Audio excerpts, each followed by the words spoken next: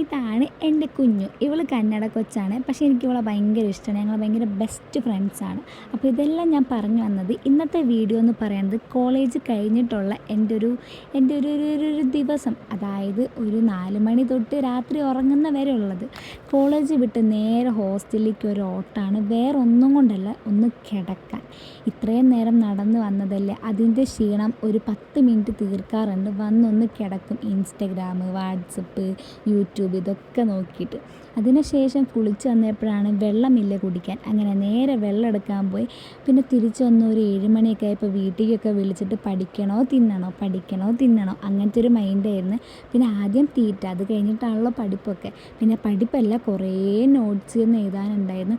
അങ്ങനെ നോട്ട്സൊക്കെ ഇരുന്നു. പിന്നെ ചോറ് കഴിക്കുന്നതൊന്നും എടുത്തില്ല. ആ സമയത്ത് മറവി കയറി വന്നു. സ്വാഭാവികം, ഇതൊക്കെ എനിക്ക് പറഞ്ഞിട്ടുള്ള കാര്യങ്ങളാണ്. പിന്നെ രാത്രി ഒരു ലഡ്ഡുവും കഴിച്ച് അങ്ങനെ കിടന്നുറങ്ങി. അപ്പോൾ അടുത്തൊരു വീഡിയോ ആയിട്ട് വരുന്നവരേക്കും ഓക്കെ, ബായ്.